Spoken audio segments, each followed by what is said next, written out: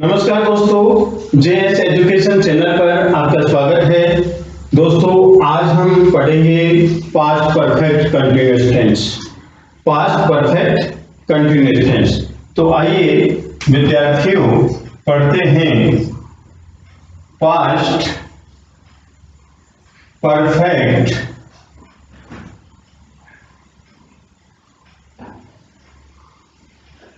Continuous tense. Past perfect continuous tense का formula है subject plus had plus be plus V1 means verb की first form plus ING plus object और फिर plus for या since और फिर plus time, कुछ भी अदर लिख लीजिए अदर। तो सबसे पहले सब्जेक्ट, फिर है बीइंग वर्ब की first form, I N G, object, for या सिंस और अदर्स कुछ भी। तो विद्यार्थियों, जैसे प्रेजेंट परफेक्ट कंटीन्यूअस टेंस पढ़ा, तो प्रेजेंट परफेक्ट कंटीन्यूअस टेंस में हमने यहां पर हेल्पिंग वर्ब के स्थान पर हैव हैज का प्रयोग किया था।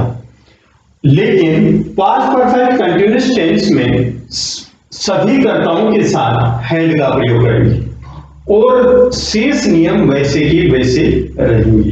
वो प्रेजेंट परफेक्ट कंटीन्यूअस टेंस था और ये पास्ट परफेक्ट कंटीन्यूअस टेंस है।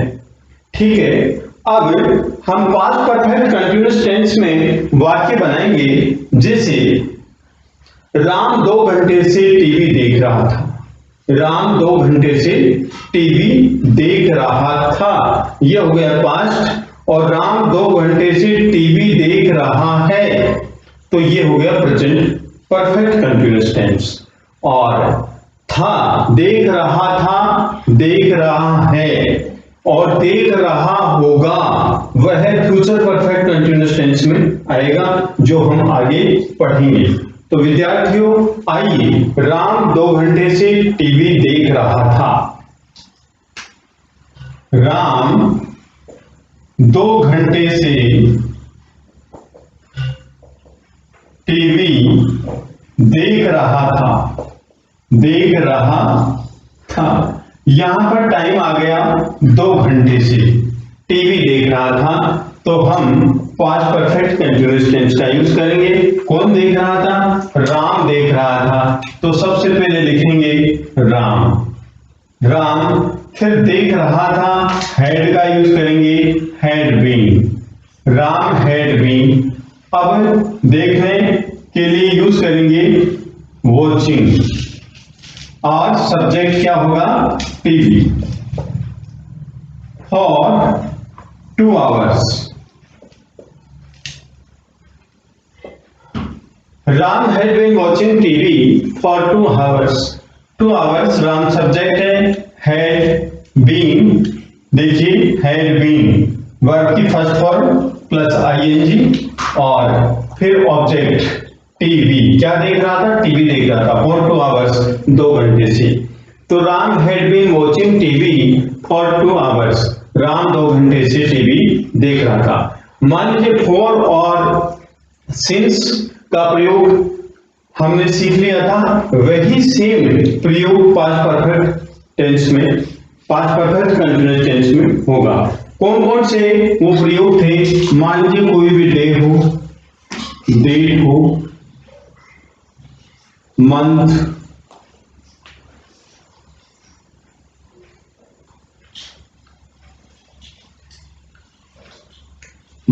Year, occasion, clock,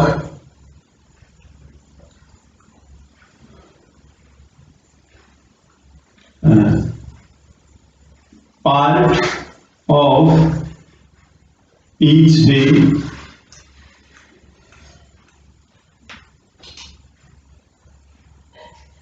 stage of life.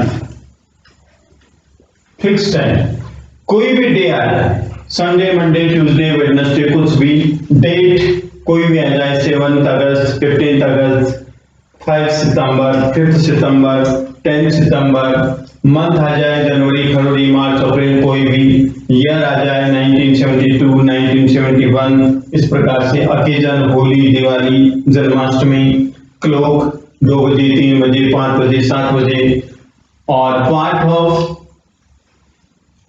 Part of each day, morning, evening, night, और stage of life, childhood, adolescence, इस प्रकार से जो भी आए उनसे पहले हम सिंस का प्रयोग करेंगे। कहने का मतलब पॉइंट ऑफ टाइम, उससे पहले सिंस का प्रयोग करेंगे। जहां पर पीरियड ऑफ टाइम आएगा वहां पर हम फोर का प्रयोग करेंगे। देखिए सिंस और फोर के प्रयोग में क्या डिफरेंस है, अभी हम दोनों तरह के सेंटेंस बनाएंगे। ठीक है विद्यार्थियों, ये दोबारा से मैंने आपको बताया है, कोई भी डे का नाम हो, डेट हो, मंथ का नाम हो, ईयर हो, ओकेजन हो, क्लॉक समय 2 o'clock, 7 o'clock, 5 o'clock, part of each day, since morning, since evening, since night, since midnight, stage of life, since childhood, since adolescence, किशोरावस्था। तो इस प्रकार से हम इनसे पहले सिंस का प्रयोग करेंगे। इनको बोलते हैं पॉइंट ऑफ टाइम, और पीरियड ऑफ टाइम जिसमें निश्चित समय नहीं होता है वहां पर हम फोर का प्रयोग करेंगे। तो राम 2 घंटे से टीवी देख रहा था। अब यही सेंटेंस हम चेंज करते हैं, जैसे Ram had been watching TV since 2 hours. Ram had been watching TV since 2 hours. Sorry, since 2 o'clock. 2 o'clock. Ram had been watching TV since 2 o'clock. 2 बजे से, फिक्स टाइम हो गया 2 बजे से। और यहां पर Ram had been watching TV for 2 hours. Ram 2 घंटे से टीवी देख रहा है। कौन से 2 घंटे, कब, सुबह, शाम या कब, ये यहां पर निश्चित नहीं है, लेकिन यहां पर निश्चित है कि सिंस 2 o'clock, 2 बजे से, 2 बजे से। तो ये पॉइंट ऑफ टाइम, ये पीरियड ऑफ टाइम। तो समझ गए होंगे, Ram had been watching TV since 2 o'clock। तो विद्यार्थियों, इसके विषय में हमने जानकारी प्राप्त कर ली थी कि सबसे पहले सब्जेक्ट, फिर हेल्पिंग वर्ब, फिर बीन, फिर V1 प्लस ing, और फिर ऑब्जेक्ट, फिर सिंस या फोर का प्रयोग करें। ठीक है, नेक्स्ट, शोभन इस कॉलेज में 1997 से अध्ययन कर रहा था। शोभन इस कॉलेज में 1997 से अध्ययन कर रहा था। तो शोभन अध्ययन कर रहा था, तो लिखेंगे शोभन had been studying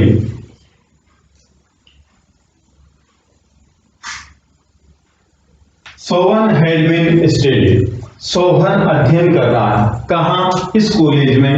तो लिखेंगे इन दिस कॉलेज सिंस 1997। ये फिक्स टाइम हो गया, 1997 से शोभन इस कॉलेज में अध्ययन कर रहा था। Shobhan had been studying in this college since 1997। सुबह से बारिश हो रही थी, सुबह से बारिश हो रही थी, तो लिखेंगे it had been raining since morning. It had been raining since morning, लिखेंगे it had been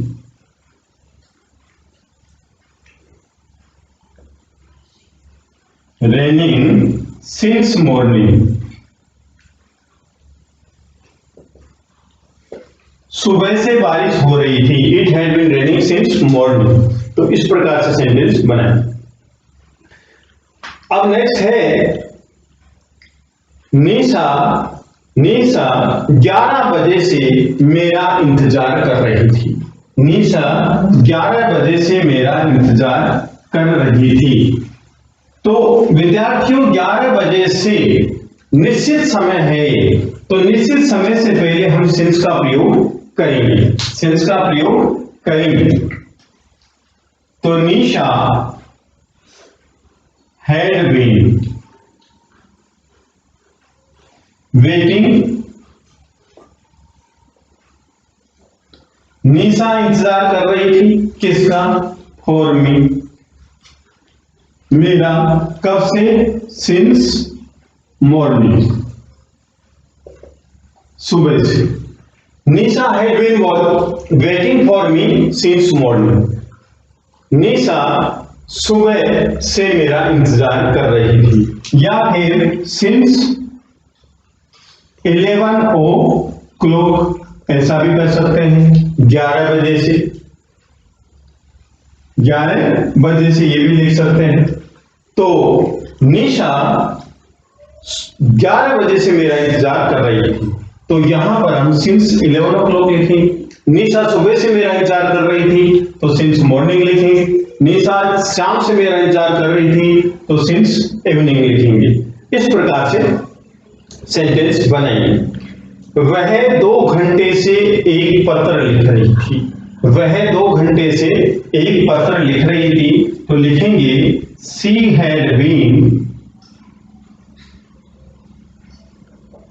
writing a letter for 2 hours। She had been writing a letter for 2 hours।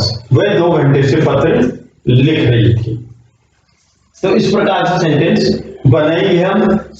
एक बार फिर बताता हूं। सबसे पहले सब्जेक्ट, फिर हेल्पिंग वर्ब, फिर been, और फिर V1 प्लस ING, और फिर ऑब्जेक्ट, और फिर फॉर या सिंस, और फिर हम अदर्स लिखेंगे। टाइम भी आ सकता है, डेज नेम भी आ सकता है, कुछ भी आ सकता है। तो वो इसके बाद में लिखेंगे। लेकिन फॉर के बाद में पीरियड ऑफ टाइम और सिंस के बाद में पॉइंट ऑफ टाइम लिखेंगे। ये हमें ध्यान रखना है। सीता जनवरी से इंग्लिश सीख रही थी। सीता जनवरी से इंग्लिश सीख रही थी। तो सीता सीखने वाली है, तो Sita had been learning English since January. Sita had been learning English since January. Sita जनवरी से इंग्लिश सीख रही थी। मैं 2 घंटे से उससे कांटेक्ट करने का प्रयास कर रहा था। मैं 2 घंटे से उससे कांटेक्ट करने का प्रयास कर रहा था। तो सबसे पहले क्या लिखेंगे? मैं प्रयास कर रहा था। I had been trying. मैं प्रयास कर रहा था। To contact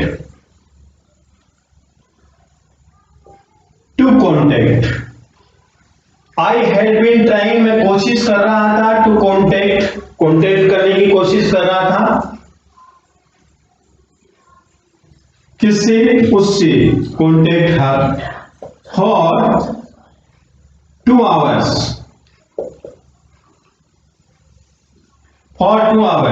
I had been trying to contact her for 2 hours। मैं उससे 2 घंटे से कांटेक्ट करने की कोशिश कर रहा था। वह 2 घंटे से बगीचे में काम कर रहा था। वह 2 घंटे से बगीचे में काम कर रहा था। तो विद्यार्थी लिखेंगे इसके लिए ही हैड बीन वर्किंग वह काम कर रहा था कहां? बगीचे में। तो लिखेंगे इन the garden. In the garden for 2 hours।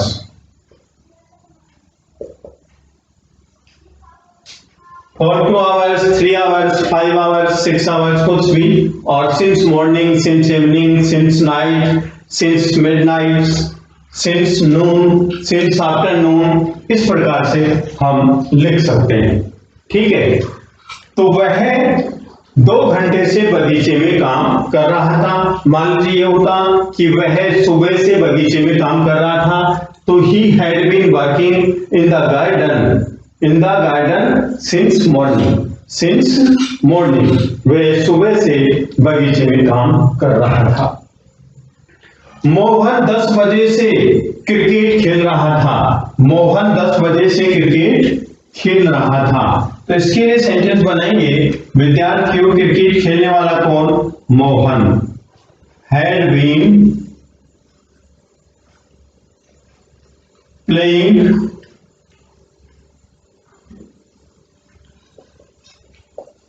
Cricket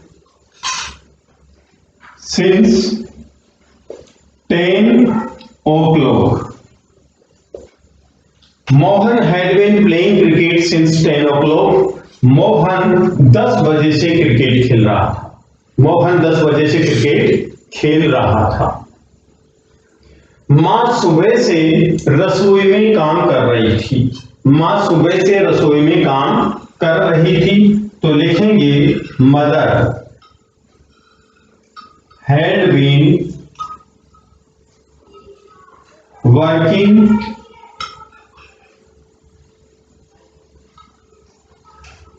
in the kitchen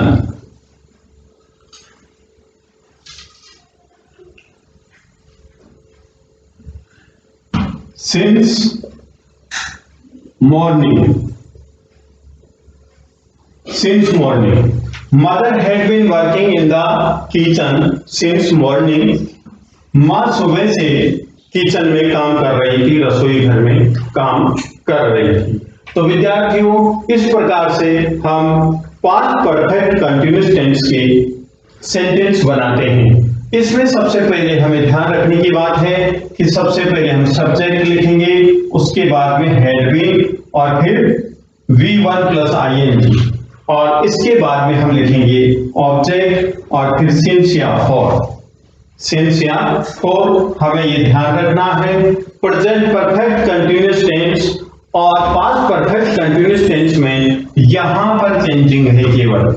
उस प्रेजेंट परफेक्ट कंटीन्यूअस टेंस में सब्जेक्ट के बाद में हम हैव और हैज का प्रयोग करते हैं, लेकिन पास्ट परफेक्ट कंटीन्यूअस टेंस में सभी सब्जेक्ट्स के साथ, चाहे एक सिंगुलर सब्जेक्ट हो चाहे प्लूरल सब्जेक्ट हो, सबके साथ में हैड का प्रयोग करते हैं और been V1 plus ing plus object plus since या फॉर का प्रयोग करते हैं। ये हमें ध्यान रखना है। तो विद्यार्थियों, नेक्स्ट क्लास में हम नेगेटिव, इंट्रोगेटिव, नेगेटिव सेंटेंस का अभ्यास करेंगे। यदि आपको ये वीडियो पसंद आया तो आप लाइक कीजिए, शेयर कीजिए, कमेंट कीजिए, सब्सक्राइब कीजिए। धन्यवाद।